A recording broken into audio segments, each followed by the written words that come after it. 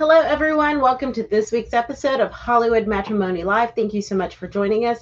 Make sure you check out our website, hollywoodmatrimony.com. You can also find us on Facebook, YouTube, Instagram, X, Hive, and Blue Sky. You have hives? So many things. How are you doing, babe? Yeah. What are you eating there? I am eating some of my favorite little snacks Mm-hmm. from a little store you always go to. I love their little snackies. These are GGE wheat crackers. Which are my faves. I don't know if they're actually, well, it says Asian foods, but they're made in California. Yeah. But you can't, I don't ever see them except for at the Asian store. It's only at the Asian store that I find them. But these are seaweed flavor. Do they taste seaweedy? Not really. I like the barbecue and I'm yelling. I'm sorry. I like the barbecue ones and I like just the what are the other ones?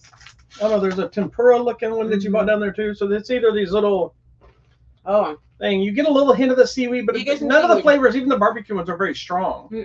So they have another one that I actually like a lot more. That's like they're like these, but not pressed into the circles. They're like little sticks, and they're spicy. That I really like. There was one I ate yesterday. You got me. It was a spicy, flavorful chili something. The potato sticks. They weren't spicy at all, but they had a good little flavor to them. I really enjoyed them. Were the pizza flavor okay? The what? The pizza flavor chips I got you? We had those on the air before. They were fine. Okay. They didn't taste as much like pizza as they did just like the cheese and the tomato. Because they were like cheese pizza flavored. Gotcha. These do have a little taste of something. Yeah, there is a little thing in there. You can tell something. That's right. Anyways. Okay, thanks. We're going to talk about a variety of movies. And we're here last week. We might not be here next week because of Mother's Day. We'll see what's happening. That's right. I got to go see my mamacita. My hair, I don't even really do it. Did you even brush your hair today? No, I did. I went to touch class. Oh, that's right. I don't know why Sabine's roaming around over here today. I mean, I know why she's here, but she wants some and out of the camera over here. My shirt looks crooked, but I don't think it is. I think it's me. What is? My shirt looks crooked. Yeah, you're crooked. It's me. All right, guys. It's your odd body shape. Odd body. Instead of fat body, I'm odd body. All right, what are we talking about? Tell me about this new 4K release here. I wanted to know all about it. I did? You did. What is this movie? It's a movie called The Departed. It's the old movie with it's a remake, if you didn't know that. I did not know that. Of the Korean, I think it's a Korean movie. Let's go on. Hold on, let me pull it up, I'll tell you. Hold on. Hold the phone. I wasn't ready. You're supposed to be ready. It's a Hong Kong film, Infernal Affairs, which had its own trilogy. Oh, wow. This movie came out in 2006. Martin Scorsese directed it. An all-star cast, won a bunch of Academy Awards and nominations and things like that. So, I think Mark Wahlberg was nominated for supporting actor for this, I think. Go look. And then it was nominated for Best Picture and Best Director. But it's Leonardo DiCaprio and Martin Sheen and Mark Wahlberg, Matt Damon, Jack Nicholson, Alec Baldwin, Anthony Anderson, a bunch of people. If you don't know anything about it, it's basically a crime thriller kind of thing where it's two people that are in the undercover, kind of coming up together. You're following them both, and one of them's undercover, one's in the police force, and you don't really know initially who's working for who's good, who's bad.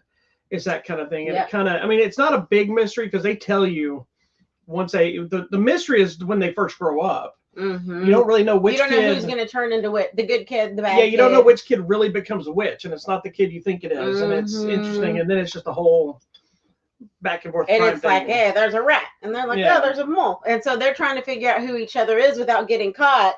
While dealing with each other. And dealing with the cops and the mob. And Jack Nicholson, I think this is one of his last roles before he semi-retired or fully retired. I'm sure he did a few others, but this was probably one of his crazier roles he did. But you had never seen this, right? I'd never seen it. So it was actually really good. Yeah, I love this movie. I watched it numerous times, and I've seen Infernal Affairs. And it doesn't feel dated. The only thing is I can see that they're younger. So it's a great movie, actually. It holds up really well. I think it's really good. The only thing that's funny is that they're on the little Nokia phones where you're like doing texting, like to a text. Oh, did she like it? She likes the barbecue one, so I gave her a new one. She ate it really slow for some reason. She's checking it out. Yeah. She's like, I don't know if I like this seaweed stuff, guy. But yeah, I liked it. And this new really 4K good. transfer it looks good. It's still kind of gritty tone, but it's still more vibrant. It's not a movie that really needed the 4K transfer, but I always applaud them giving them as long as they're not. Though they don't pull a True Lies thing where they kind of changed and enhanced some of the CGIs, the people. Yeah, they use some AI type stuff to, not AI, CGI to update some of it. It makes them look a little weird. But in this case, I love this movie. I like Leonardo DiCaprio anyway. Yeah. I think he's one of the best actors of this kind of that generation. And I don't think he gets as much credit as he deserves. He's one of those guys that was nominated. Didn't win anything until I think the Revenant finally. Yeah, I think. Something like that. He won for one of those.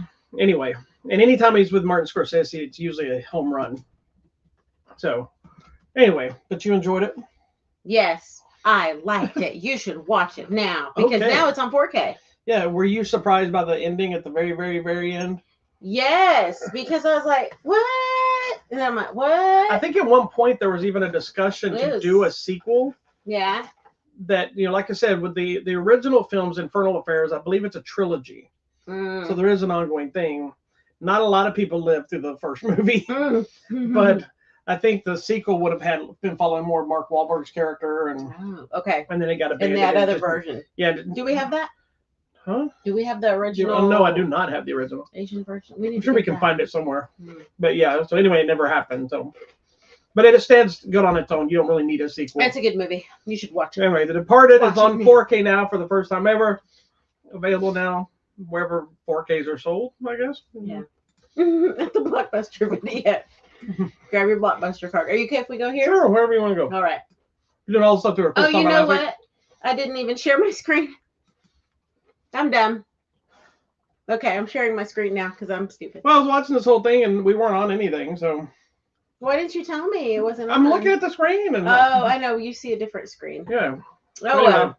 My bad. Our next one is the second chapter in the Justice League Crisis of Infinite Earths.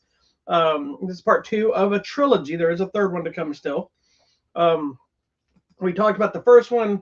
You cried, I believe, during the first one. Oh my gosh, I cried in the first one because of the Flash. I don't want to tell you what happened in case you missed it. Spoiler. So if you don't know, there's in the Crisis on Infinite Earth storyline, it's a bunch of these Earths that are getting merged, these multiverse type stuff, and you're dealing with different versions of different universes, and the Monitor and the Anti-Monitor and all these different characters that are trying to merge the Earth together and or destroy them all and whatever. Too much is happening. So we're in part 2. The first one really focused heavily with the Flash stuff. Yes, and I was crying up because the Flash and the Flashpoints and all the different stuff with the Flash kind of lead to what they're trying to do here. This one kind of abandoned the Flash story, which I like. It's still there. You see the towers and you move on. Yeah, it's there, but it's letting us story. See a different area and different things. It's I feel like a lot we on the get Bat family. I would say the Batman family. But a lot of Supergirl stuff. Because she's with the Monitor and all that kind of stuff. So it's an interesting direction. So how did you feel about the second chapter? I enjoyed this one. I did like that we got to explore more with the Bat family. Because obviously our Bruce Wayne, or we assume our Earth Bruce Wayne, kept himself isolated. Yeah. He never adopted whoever. He never had a kid with, what's her name? He's alone, right? And he finds the other kid that was adopted and he's like, I made the right choice not picking you up. He, that other Batman was dumb. And then we see he has kids. He has like the son and the daughter or whatever in the other Earths. And it's interesting because one of the things from, was it the first, what was that other show that we were watching? Was it this where they were creating the first movie where they created the Justice League? Is that what, was it that first movie? Or is that a whole different movie that I'm thinking of? I don't know. It was an animated film where they get together and they first create the Justice League. That's a different movie. Okay. Well, whatever. But in that I think in this one they do talk about it. Okay. Well, in that movie, it's the point where Batman's alone, but he's the one that says there is wisdom in working as a team. No, I think that's in this. I think it's the very beginning of the very first one. I think they talk about how, because Batman's always like, I don't need anybody until I need somebody. But then he realized that's the quote, and I have that quote on my work screen that, on my profile at work. Batman says, there is wisdom in working as a team. So it's interesting. He has to come face to face with the decisions of all the other world's Batmans of his family. And at one point, they're having a full-out Batman brawl. But then they have to learn how to work together. And it's interesting too, the updates. So for those that are the hardcore fans of this story arc, there are some Goonies. What about Goonies? What? That was Goonies. It wasn't Goonies. There are some liberties taken where they bring in characters that didn't exist back when the story originally came out, like Batman Beyond and things like that, to get brought into the story. But so it's interesting just updating the story, and there's some changes, but not so much that, to me, not so much that it affected the same idea of the story. It just kind of gave you a little more present day. So if this is that same art that has kind of the thicker black lines, I've kind of gotten used to it now, so I'm okay with it, even though I like the other art better. But I enjoyed it. I don't think this one was as much pull your heartstrings as the last one was. But it's also because it's kind of the middle one. This one's almost a full-on action, like from beginning to end. Do we find out more about the Anti-Monitor? They'll probably be in the third one, because they just barely mention it. It's barely, and he's like, "What's your name?" He's like, "I don't have a name." But so I'm figuring the third one will dive into the Anti-Monitor, and then the Monitor, and the Monitor Anti-Monitor actually in the TV series version of the same storyline, which they did the same thing. They took liberties in that show because it was doing the Flash universe or the Arrowverse, and bringing in all the different types of Supermans and Flash Justice Leagues and all those that were just in the movies, TV shows. So I enjoyed this one again. Again, if you're a hardcore fan, you have to dismiss the source material on some level and realize they're doing a new version of the story while still keeping the same idea in place. It's not the exact thing. Yeah. And there's no, that guy's dead now, isn't it? Who? Batman. The voice. Well, he hasn't done any of this. I know, because no. He's only done certain ones. Yeah. It's Judson Eccles. Kevin Conroy is in fact dead. Yes. Yeah. So thanks for bringing everybody down. That's my Batman. Thanks for bringing everybody down. Sorry. And Darren Criss is Superman, and Satanic is Wonder Woman. So good for her. Yeah. Like her. Anyway, her name's Justice League Crisis on Infinite Earth Part Dos, for the Hispanic community, is available now on Blu-ray and 4K and all that good stuff. Ridiculous. And you might even be able to go to our website. Hold on, before I lie. No, you're right. I believe on our website you can go there and possibly twin yourself a copy of that and The Departed that we just talked about at HollywoodMatrimony.com. Oh yeah, and a dog is licking my elbow. Ooh, it's getting fresh. This is like, hey, if I lick your elbow long enough, will you give me another one of them there seaweeds? Give her a seaweed. No, I'm gonna close it. Can she eat it? Yeah, she ate one. No, but I'm saying, should she be eating I don't know. She only got one. No more. All right. No more seaweed. Tell me about this show, because I want to know. All right. So the next one thing we're talking about is I guess it'd be classified as I don't know if it's a mini series or whatever you want to call it, but it's Knuckles. It's a direct spin-off TV series from the Sonic the Hedgehog movies. Knuckles was introduced in the second movie, aptly titled Sonic the Hedgehog 2. And it's voiced by Idris Elba.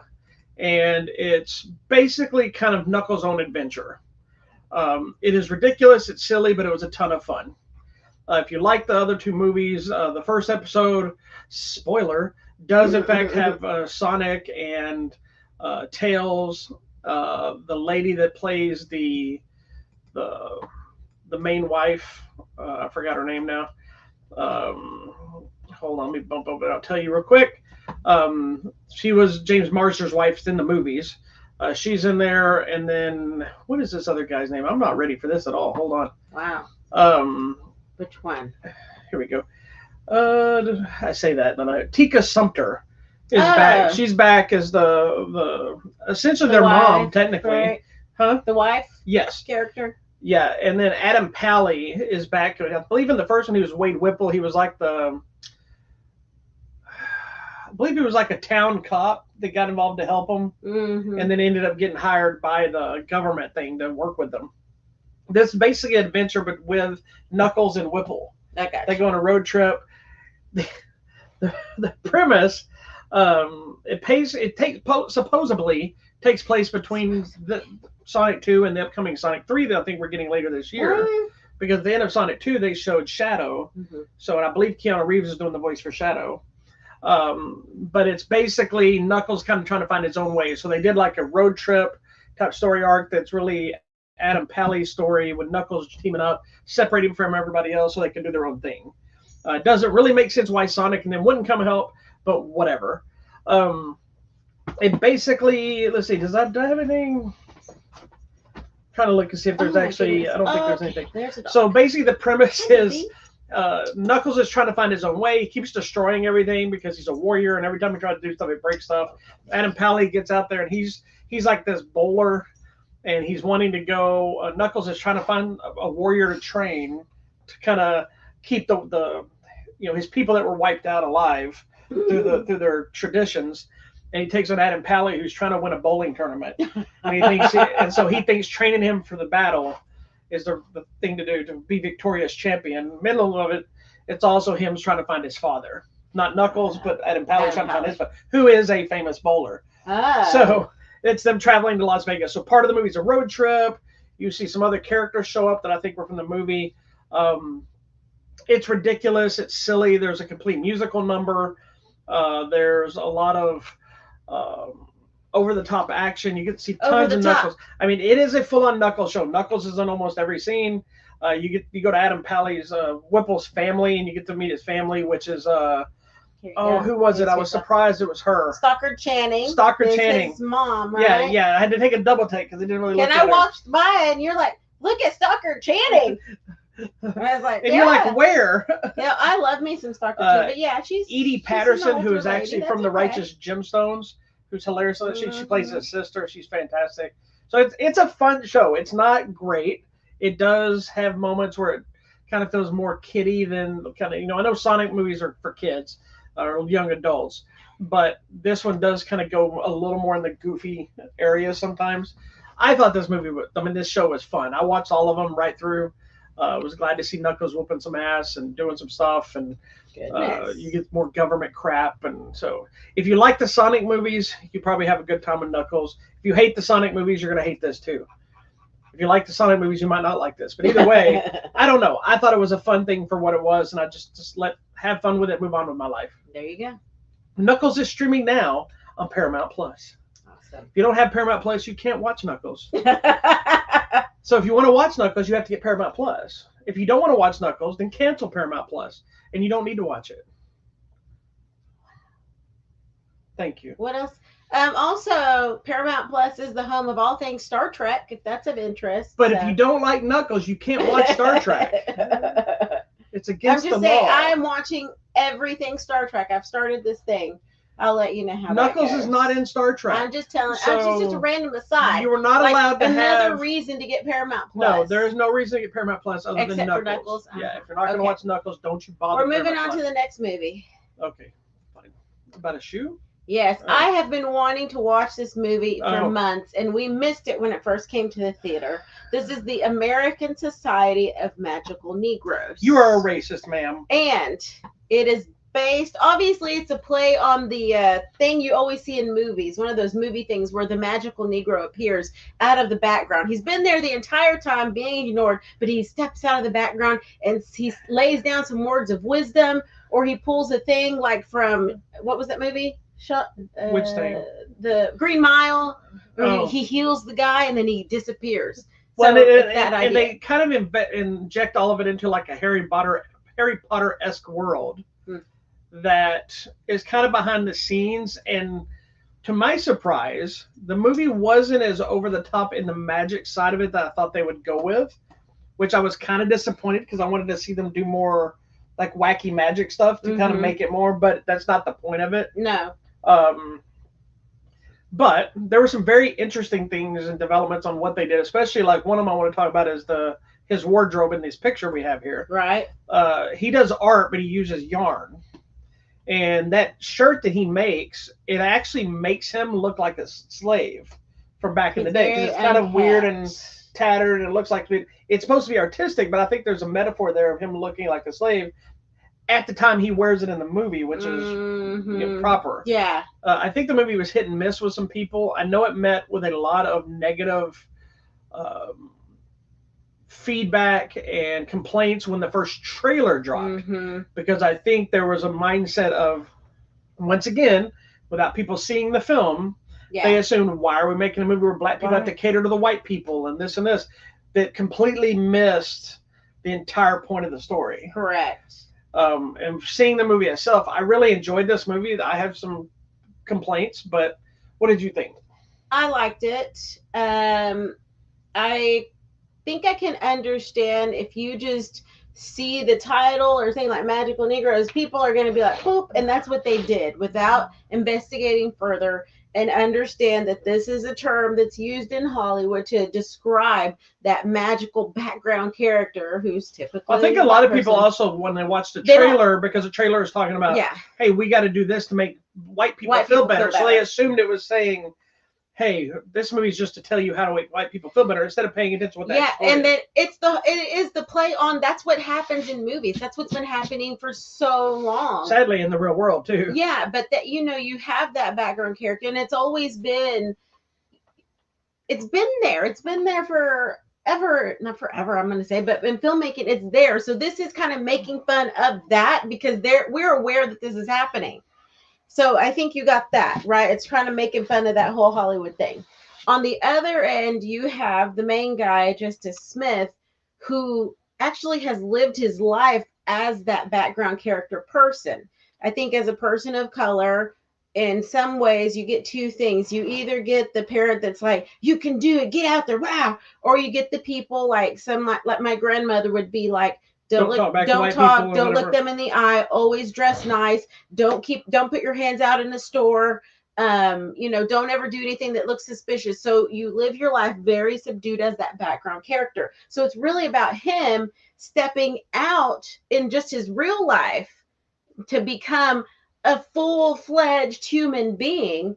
And there's an amazing speech at the end, like, oh my gosh, I was like, yes, I get this. I feel this. So here's where my issues for the movie. I think it's a fantastic movie. Tell me. I loved how they merged the magic aspect into the message and metaphoric world of not only the Hollywood stuff like you're talking about, the magical Negro aspect, but really the real life world of how people of color are made to feel, where they're always supposed to try to make everybody around them feel comfortable, ignoring how they feel. Correct. Or their fears are having to feed into making, like, you have to try to make me feel comfortable because I might be uncomfortable with you being brown or whatever. Well, my issue is, and it's not an issue per se, so I don't really like saying it like that, but I think some of the importance gets lost because they also are infusing a romantic comedy in it with it. And so you're dealing with, and I understand it because it's important to try to, his growth of trying to step out and having somebody for him to step out with. And you have two people, three people, he's kind of, you have David Allen Greer, who's kind of his mentor, sponsor, whatever you want to call it, in the society. Then you have the girl who's the potential love interest. Then you have the guy he works with who's seemingly his friend, but maybe not as much as you think. Correct. And I think there's so much stuff here that's sadly way too relevant still today that it's important, and it's punching home certain things without being preachy, which I think works really well for what they're trying to do, because it never waters it down or makes it unimportant, but using the magical society aspect, it makes it feel a little more acceptable. It makes people maybe not feel as uncomfortable. But if you are watching this and you're uncomfortable, you're probably one of the people with a problem. But I think that love story element kind of pulls you away from that sometimes. But I don't know how you would replace that. You know what I mean?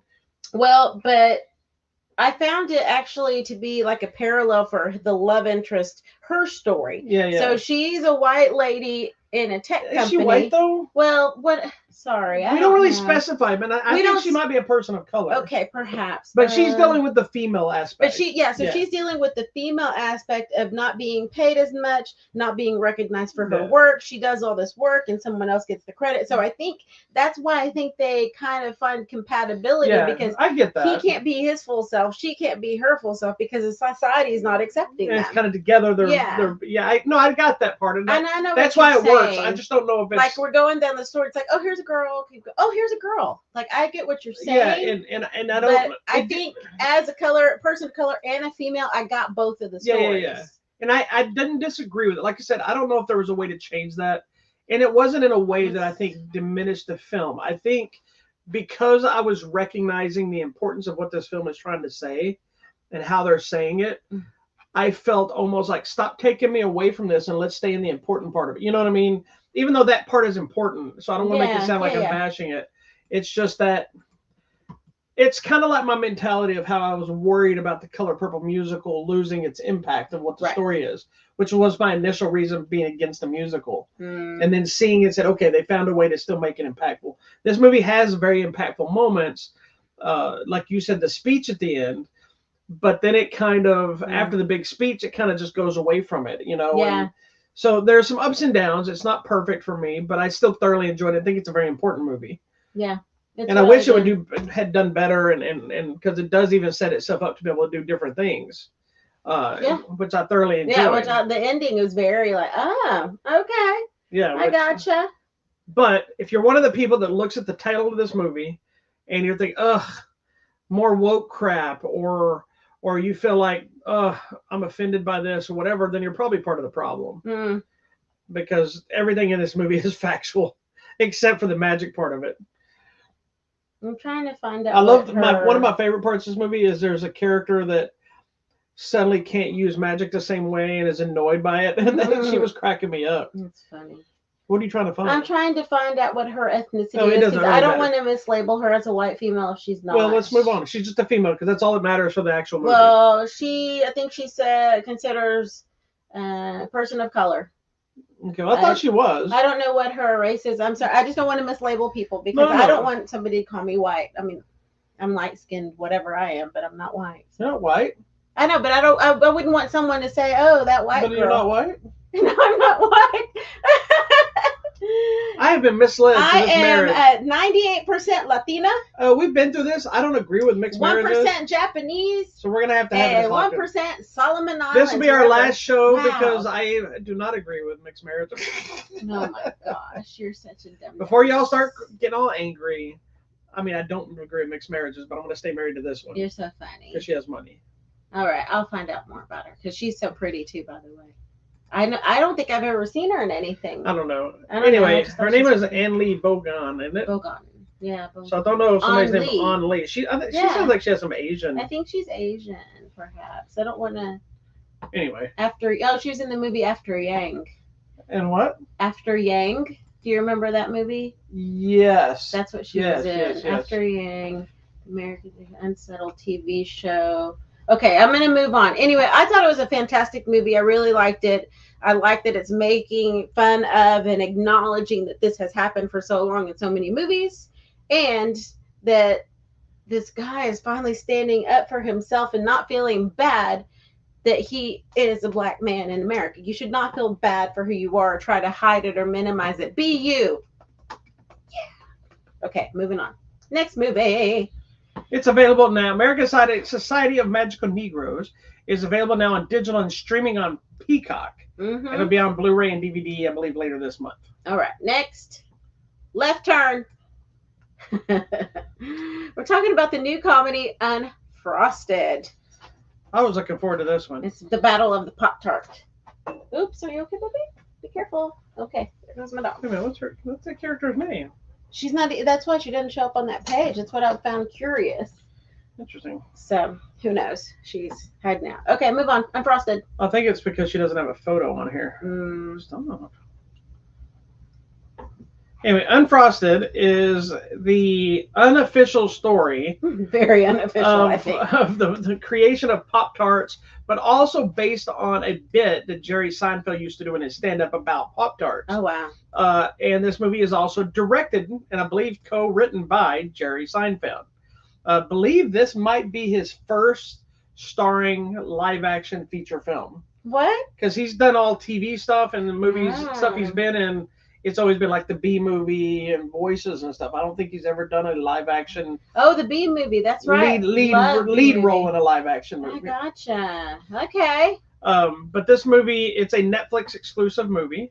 Exclusive. Which I was looking forward to, but I will say this: I thought it was more of a kind of a straightforward. I did never watch the trailer, but when I'd heard about it, I thought it was more of like a straight biopic about Pop-Tarts. It is not that. It's a comedy. It is. It's straight up comedy, goofiness.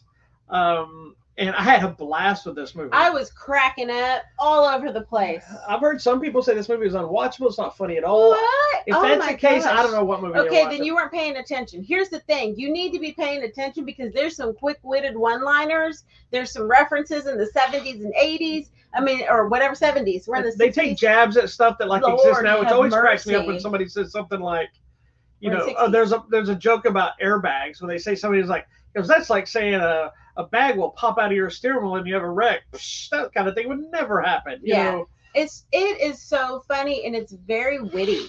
And I do think you got to pay attention because it's that type of comedy where you need to actually listen and pay attention to what's happening. And it's way over the top because you're dealing with the Kellogg and the Post people, but you have like Mrs. Kellogg and Mr. Post, and they're arguing about their sexual tension between them. Then you have the milkmen who are kind of an underground society.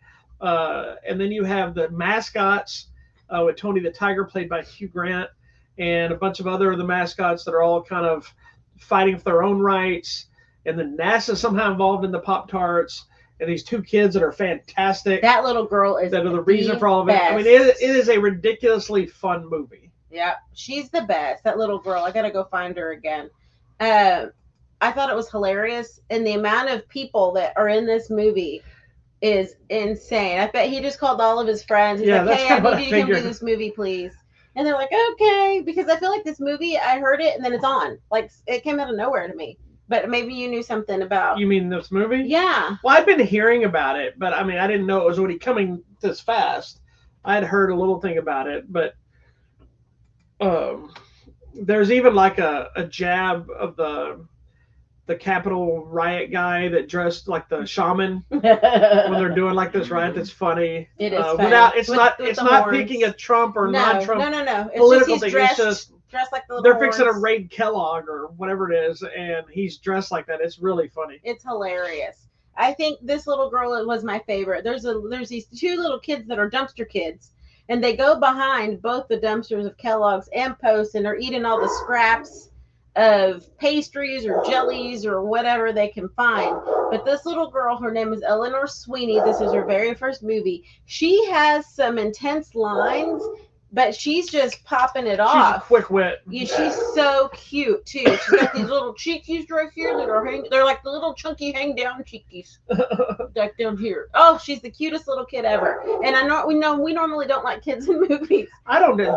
I don't. Okay. Now, I don't know why your dog is out there barking. I don't know. There's people probably. Okay, so some of y'all that are like Amy Schumer haters, get over it. Some of y'all that are Melissa McCarthy haters, get over it. They're who haters? Funny, Melissa McCarthy. I don't know. I thought everybody looked like they were having a blast. Hilarious. They were funny. They take it serious in a funny way, which makes it funnier. Yeah. It was just one of those movies that just so you know, I don't like Jerry Seinfeld. I never found his show funny. I've never been a fan of his stand-up. I've tried to watch Seinfeld. I just can't get through it. I know it's a massive thing. Me too, buddy. I've never enjoyed his stand-up. The B movie was fine. I like the B movie. His TV show, The Cars and Coffees, I've watched and I enjoyed. But as a general rule, I'm not a Seinfeld fan. Correct. And I enjoyed this movie very much. I enjoyed him in it. I thought he was great. It was just a fun flick. This is a movie I would probably just sit down and watch again because it's just ridiculous. It is fun. I will say it's going to be funnier to the older generation than the younger generation because if you didn't grow up with all the cereal and breakfast mascots, half the jokes will go over your head because there's even a Quaker Oats guy. And if you don't know what Quaker Oats were, you're not going to get the joke of it. He's so funny. You know, and there's even a ridiculous. It's just ridiculous because the Quaker Oats guy is literally a man who's a Quaker. Yeah, he looks just like the thing on the Quaker thing. Oats that's what he looks like. And that's him the whole movie. It's funny, but everybody's taking it serious. And I know Quaker Oats are based on Quaker Oats, but it's just funny to see a guy walked in dressed as the stereotypical. Well, I think my thing I love too is I'm not a big Hugh Grant fan. I like him, depending on his part. I love him. I know, but I like him depending on his part. But he plays Tony the Tiger, the actor that portrays Tony the Tiger, And it's always funny because then he takes his mask and he's this Shakespearean thespian, yes. which makes me feel like the real Hugh Grant in every part he ever takes. Don't you know I am the Shakespearean actor? Mm-hmm. You know, and so he's taking it super seriously, but then he's got to put the stupid thing on. And they're talking about, he's like, you know, going to get air conditioning inside the head. They're like, oh, that's not something we could ever figure out, you know. But the movie is just ridiculous, but it's funny. Like I said, it's going to get lost on some of the younger generation, so they may find it funny and not get it. But as an adult, if you were born in the 70s, 60s, 70s, 80s, you're going to recognize a lot of these. But there's a whole spiel with Snap, Crackle, and Pop, and that were hilarious. And Toucan Sam's. Yeah, you get to see all these different, all the weird characters. Yeah, all these different. I don't know what the cherry character was. What was it? I don't know. I don't know what cereal. There's a couple of them I didn't get. Okay. When the random cornflakes bird comes walking by, I'm like, yeah, that's cornflakes here. But it's great. Anyway, it's a great flick, man. I had a blast with it. It was a lot of fun. Okay, there's the. It is streaming now on the Netflix. Oh goodness! What else we got? Would you stop looking at Quaker Oats? Well, because I'm like, why did they name it Quaker Oats? Is that where that came from originally? Let's go. Come okay, on, I'll look it up. I'm going to learn some other stuff. Do your Quaker Oats research. All right, let's talk about this. Is it the last one? Yes. Oh wow! All right, so the last one we have is something else based on an old property, which is the new film The Fall Guy, based on the TV show from the 80s, which I loved. Did you watch The Fall Guy back in the day? I didn't watch it, but I've seen probably an episode or so. I know what it is, but I've not watched it. No. So the original star was Lee Majors and oh my God, what was her name? I'd know if we hadn't asked me just now, or if I hadn't tried to say it just now. Here we go. Anyway. In the 90s, this one? 80s, yeah, that's it. Oh, 81 to 86. Oh, goodness. Heather Thomas. It was predominantly Heather Thomas, and Douglas Barr, I believe, passed away, right? Yes. How do you know? Did you look? I'm just going to say yes. I'm pretty sure he passed away. Oh, no. Oh, he's still alive? He's still alive, goodness. Oh, I wonder why. Anyway, it doesn't matter. So the original show was about a stuntman who was also, I believe, a bounty hunter. And so he would, every episode of the TV show, he would end up pulling some fancy stunt together to stop the criminals or pull off something or save somebody or something. So they incorporated both. It was always on a film set and this and that. I have to go watch it. So the new movie is the same idea, but in this case, he's not a PI. He's just a normal stuntman, but they ask him to go do something. But I can see, sadly, the movie didn't do great. But I can see how the movie could spawn into him open a PI business or something, which I hope somehow they figure out some way and push it forward, because I love this movie. This movie was fantastic. It was so fun. I was laughing at this one too, and I was like, oh. Well, this is a full-on action movie. Mm-hmm. This is a love story. And it's kind of a comedy. It is. It's a romantic comedy, but it's on a romantic comedy on two fronts. Yeah. It's a romantic comedy on both the stars, Ryan Gosling and Emily Blunt, but also a love letter to the stunt community. Everything in this movie is practically done. There are some obvious enhancements with CGI for backgrounds and whatever. But this movie it goes all in. And I can see how some people might get a little exhausted on the amount of different stunts and not get as impressed by the end of it, because there's so many. It becomes harder and harder to kind of outdo yourself. But I loved all of them. I thought they were great. I thought it was good. And it's funny because there's one where they reference, like, I remember you were in that stunt show.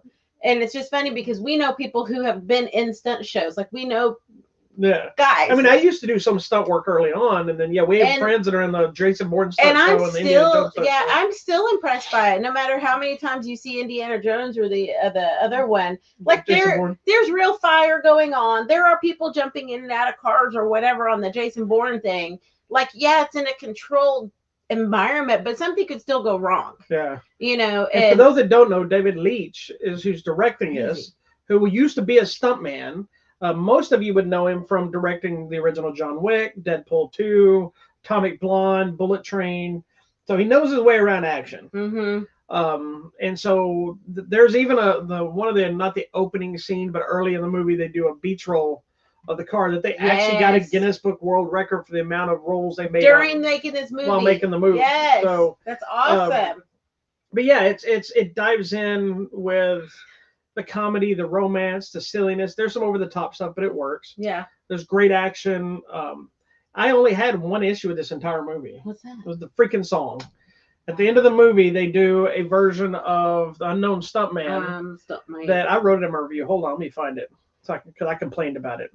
Blake Shelton sang the new version of it. And it's fine, but I don't understand why they needed an updated version. Why Lee Major sang the original. And it became, I believe, a hit single. So I'm like, why not just use the original for this? Unless, I know sometimes they want to give your own voice, but if you're doing a homage to the original show, why not use the song that exists? That's what fans want. But I also know a lot of people that have no idea what the Fall Guy is. Even my age people will be like, I don't remember that show. But that's like people that don't know, they know Magnum P.I., but they don't know Matt Houston. Which was the same freaking show. I liked Matt Houston more than I did like Magnum P.I. Really? Yeah. But Magnum P.I. came back for a new show, so. Well, Magnum P.I. was on a lot longer than Matt Houston was. I would give him props too. There's a lot of nods to the original series. His jacket he's wearing, there's a version of it. His truck looks very much like the original truck. In the credits, it was in an episode, but in the credits of the original show, there's a moment where you see the truck jumping.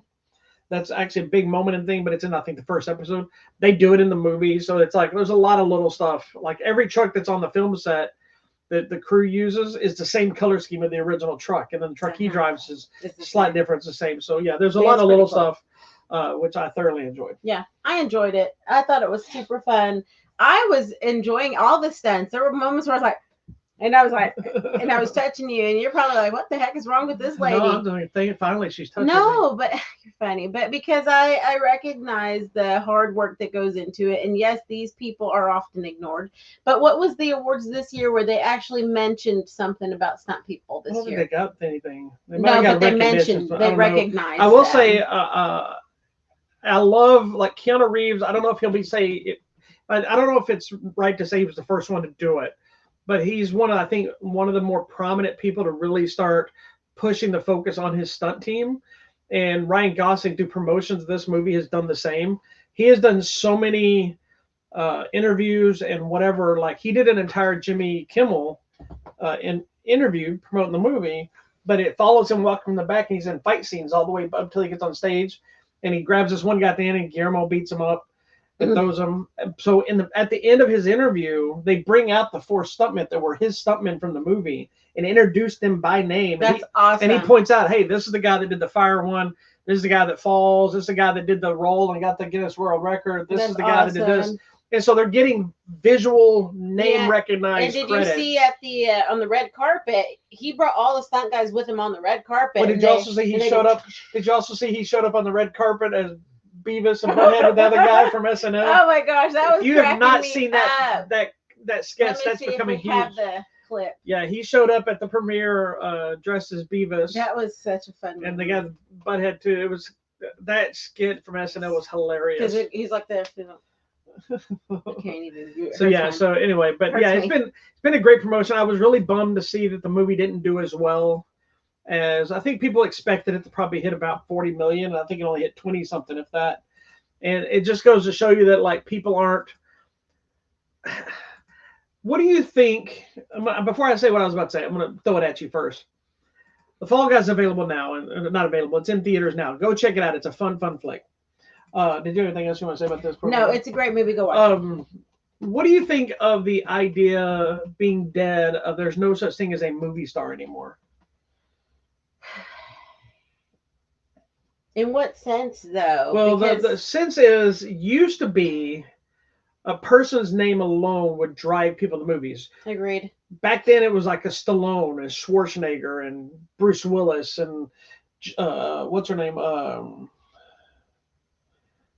Julia Roberts and even before then, Tom Hanks. I get what you're saying. And even in the glamour days, like you could have like Cary Grant. Yes, those kinds of things, or Rita Hayworth. Yes, going to be in whatever. That used to be the whole thing. Is like somebody saw your name and you wanted to watch it. Yeah. But somebody pointed out on this movie the fact that could the idea of the movie star be dead because people say, well, you know, maybe Ryan Gosling can't make a movie because they were like, yeah, but you had Barbie, right? There was a massive hit. But they're like, well, maybe you can only do it because it was Margot Robbie's star power. But then they remind you, like, well, Margot Robbie had Amsterdam and Babylon that both bombed right before Barbie. So it's like, there's no one thing. Huh? I didn't like Babylon. No, I get that, but I'm just saying, they're not the draw like you. Like, there are movies to me still that I will watch because one person is in that movie. Yeah. You know, like Jean-Claude Van Damme. I know he's not a megastar anymore. Julia Roberts. You showed me a Julia Roberts or like I just watched a brand new Van Damme movie that a normal person may not watch, but if you tell me his name's I'm going to be there. Yeah. Right? I gotcha. No, I get it. I think so. I think too, we're oversaturated with some of these people, and we see so much of them all the time. Because you see them on Instagram. Yes, but like I was saying, in old Hollywood, like Cary Grant or whoever. You never saw these people until the movie came out. And if you saw, it was like a little article in the newspaper. It's like, so-and-so was caught doing this. Like, we found them on whatever. I think there's twofold. I think I think as a public, we're too connected with the celebrities now. And the streaming world has kind of made people not want to go anywhere. You know, because you have a movie come out like, what's that movie, Challengers, that's in theater right now? Yeah. That is an Amazon MGM production. Yeah. It was like number 3 this week, which will be funny. You're going to be surprised when I tell you what was number 2. I'm going to go look. Don't look. I want to tell you in a second. Okay. But that also say, but because that's an Amazon production, it's probably going to be on Amazon Prime here not very long. So I'll wait for it. So like people are like, you know. But then you also have movies like Top Gun Maverick came out. And it was a massive hit. And you have... But is that like Tom Cruise? Does he still have that power? Or, or is it Scientology? Well, there was something else that came out too. Recently. It was a massive hit too. But yeah, so it's just weird on how the thing is. And I think COVID had a lot to do with that. People stopped going to the movies and they're like, oh, we don't need to go. Just wait. You know, how many movies really the average person look at and go, man, I really want to get out? Because I hear people all the time was like, I haven't been to the movie and gone however many years or months, and this movie might actually get me to go back to the theater. And I'm like, well, we go at least once a week, you know. But anyway, it is what it is. I'm just curious. I love this movie. I hope it gets more traction as it goes on. And I love the old show. I might go back and watch the other show too. So the number 2 movie, what do you think the number 2 movie this week was? Of everything that's out. What came out? Annabelle. Nope, there's no movie called Annabelle out. Abigail, you mean? Abigail. No, Abigail's been out for a few weeks now. It's not even on the list.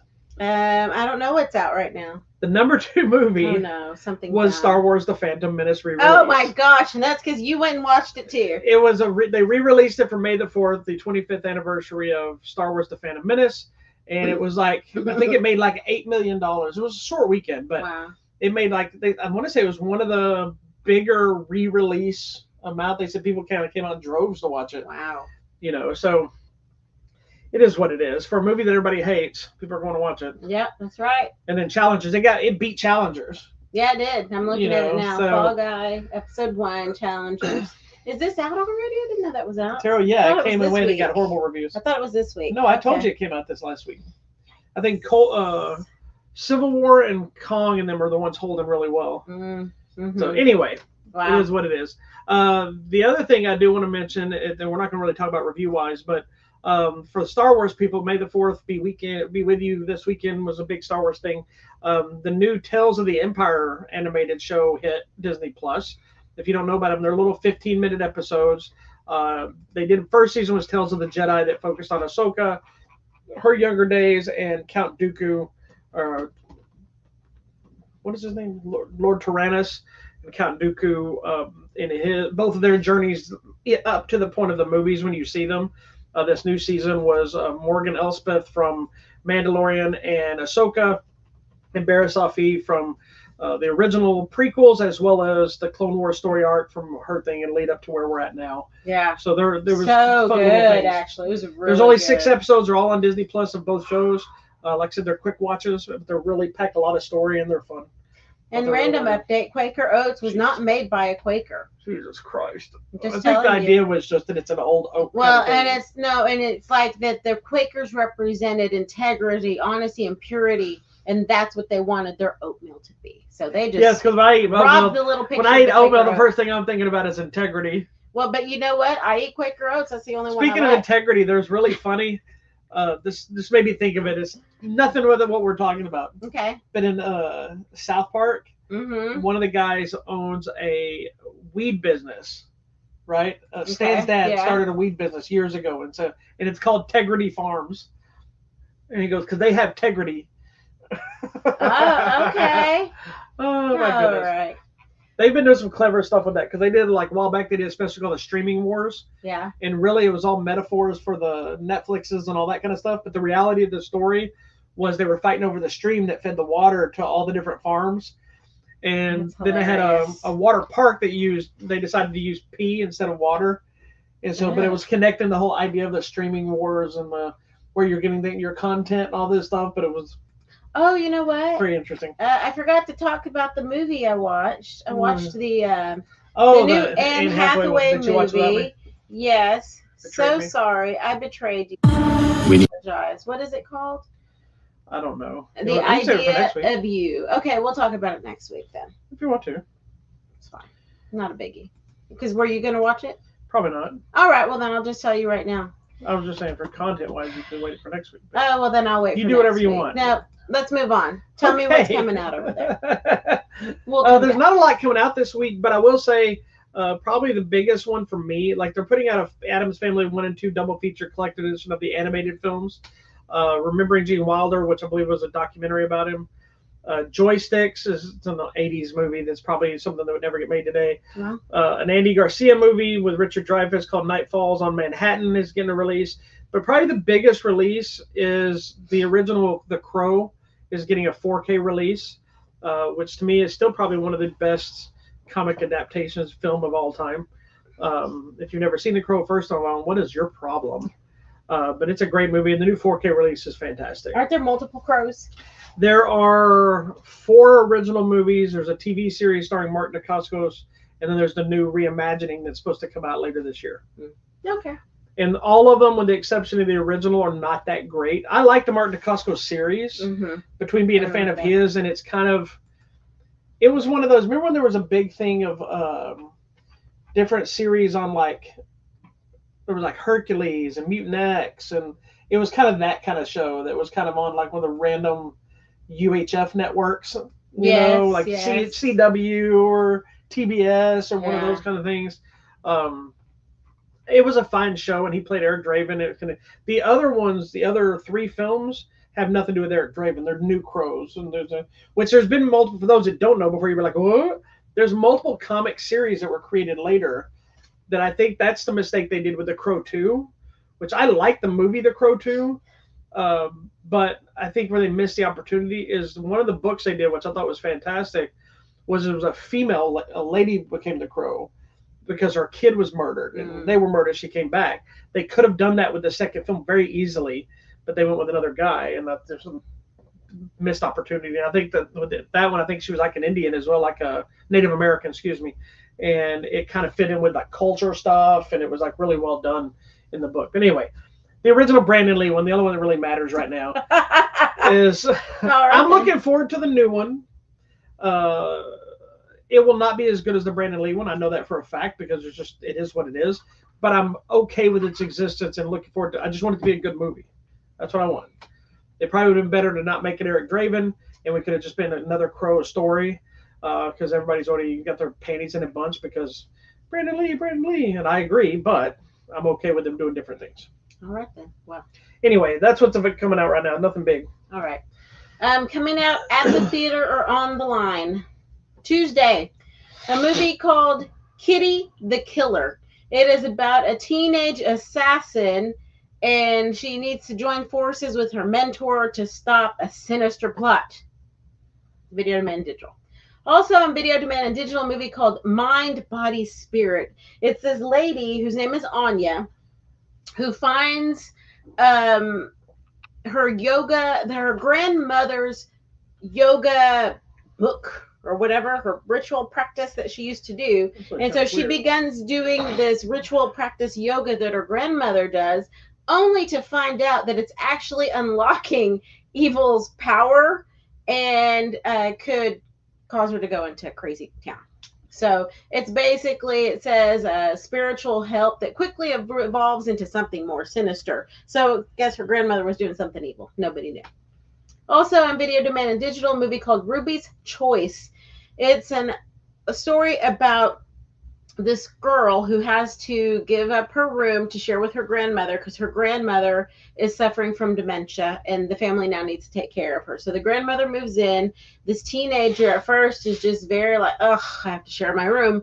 But then she slowly starts to build this really loving relationship with her grandmother and starts to just learn so much about her own family and her history. So it sounds really good.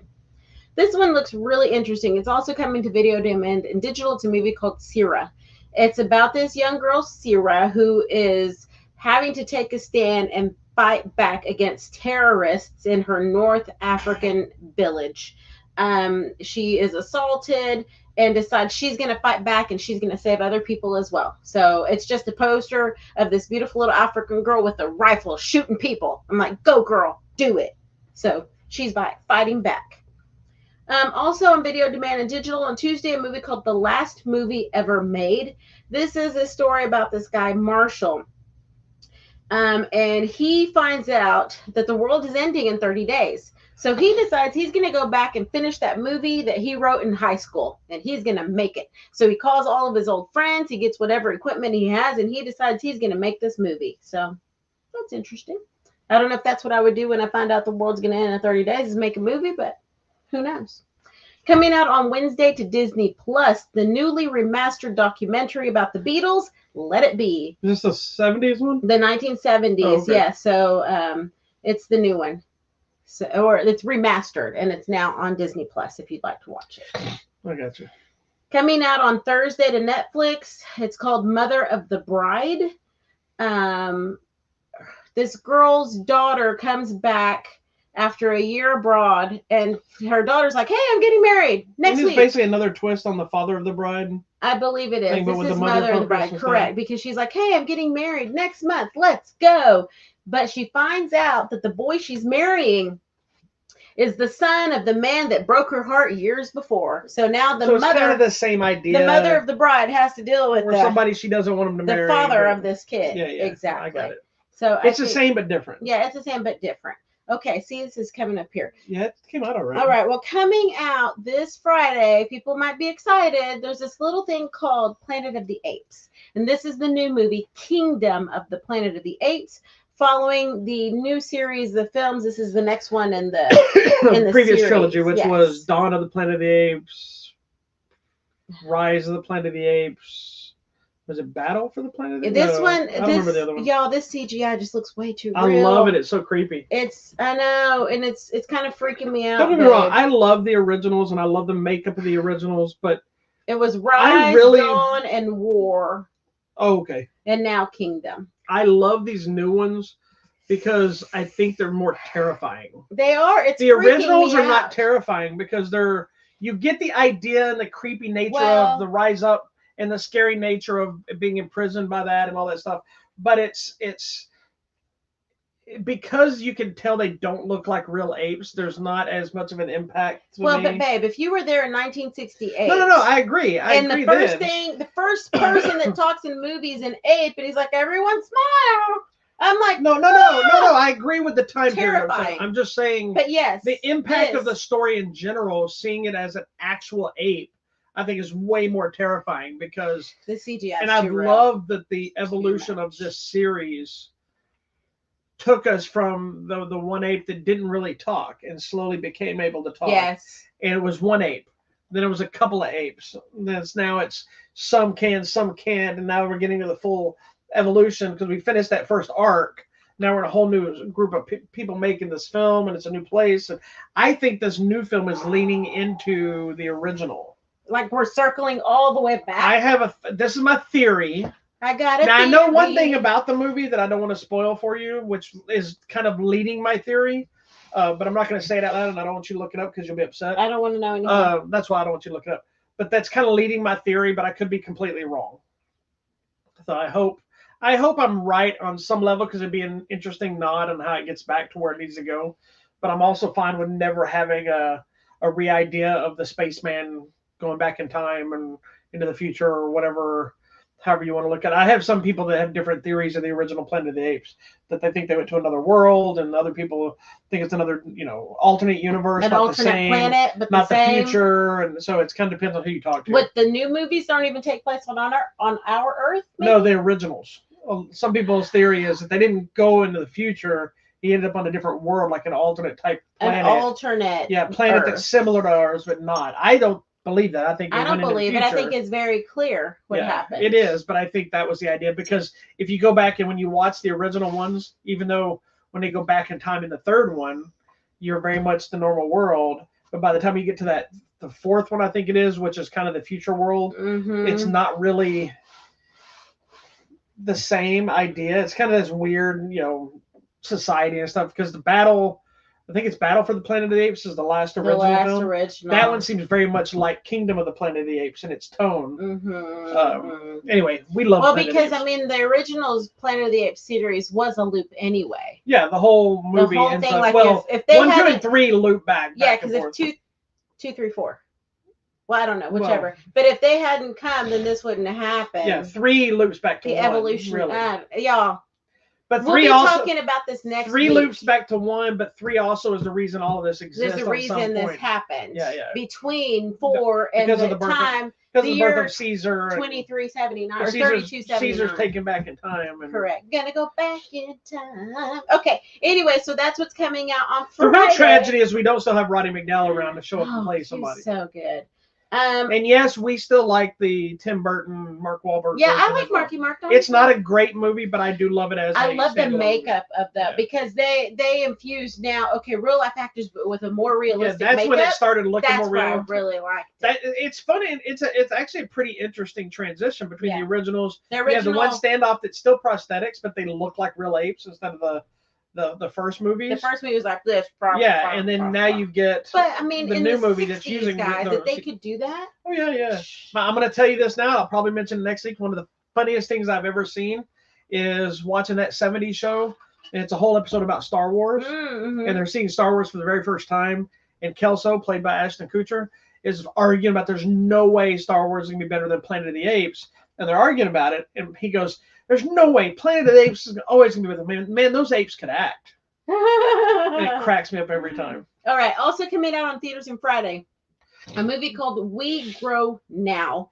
It's 1992 Chicago. Michael Jordan's a star. And so these wide-eyed imaginary best friends decide that they are going to escape the madness of their inner city and grow up to be awesome. Pickles. Yes. Says they have to challenge their system and shake their community and learn to fly. All right. Also coming out on video demand and digital, a movie called Finding Tony. After a DUI, a basketball coach has to now go coach a women's basketball team. So that happens. I don't know. The Image of You. This looks interesting. It says the twisted tale of deception and desire. So identical twins, Anna and Zoe, have to test the bond of love here because one of them falls in love with this guy, Nick, but the other sister senses something strange, and so we got to figure that out. Also coming out, a movie called Lazarus, starring Ashley Judd. Where has she been? She almost died. Did she? Yeah, she was. She fell off that mountain or whatever. She was doing stuff. Right. They had to carry her. Was that before or after her mother passed? Well, it was before, I think. Okay, well, then the mother... it's been a tough time for the Judd family. Anyway, she's back. She is taking care of her orphaned nieces, and she has isolated them from the outside world, but of course, suddenly a stranger appears. So we'll have to see what goes on there. And coming out on Netflix on Friday, a new documentary about leopards. It's baby leopard cubs. It's called Living with Leopards. And if I remember right, I think that's a picture I recently saw going around the internet. The documentary filmmaker guy fell asleep and he wakes up and there's leopards all over him. They're just sleeping on him. Another movie coming out on video demand and digital, a movie called The Last Stop in Yuma County. These people are waiting for the gas truck to come because they're out in the middle of nowhere. And until they get there, they have no gas. But in the meantime, this salesman's traveling through town and he gets hostage taken hostage. He gets hostage taken? Yeah, he gets hostage. So there you go. this is interesting too. They did them in digital. I don't know if we'll find it anywhere, but it's this girl named Aisha. She's a young Nigerian girl who is seeking asylum in Ireland because of whatever's happening there. But she's also faced with the threat of deportation, and she's like, I don't want to go back over there. So that looks really interesting. Anyways, that's what I think everybody would be watching Planet of the Apes, right? They should be if they're not. Because we need more. We will be embarking on a Planet of the Apes journey this week, watching all the movies from. There are 9 leading up to the new ones. So. There's 5 original, 3 of the new ones, and then the Mark Wahlberg. Yeah, so we'll be watching all that, and we'll talk about it. Not to mention the animated series and the TV series. I'll have to pull out all my. We'll take all this, and I'll have to put all the Planet of the Apes stuff out because I got some stuff. You do have some. I have a little bit. All right, friends, that's it. Oh, tell me about what we're giving away. She just was about to fire me. We don't have a ton of new stuff still, but we got a couple. We have, of course, as I mentioned, Justice League Christ on Infinite's Birth Part 2, and copies of The Beekeeper with Jason Statham, which both films we loved. Baby Assassins 2, as well as a new Oceans trilogy that has Oceans 11, 12, and 13. Alas, it does not have Oceans 8. But the movies are fantastic. I really dig those movies. I rewatched all 3 of them again. Yeah, they're fun. Polar Rescue with Donnie Yen not fighting and doing any karate. And then, of course, we have The Departed on 4K. There you go. So we have some decent stuff. I expect a few more here in the next week or so. So some of this stuff is fixing to get shifted out. Some of the stuff, prizes have been sent out to some people that have already watched it. Some people I've informed. Some people I don't inform. I just want you to get surprise mail. So, tell your friends, enter our giveaways, and above all else, send us cash.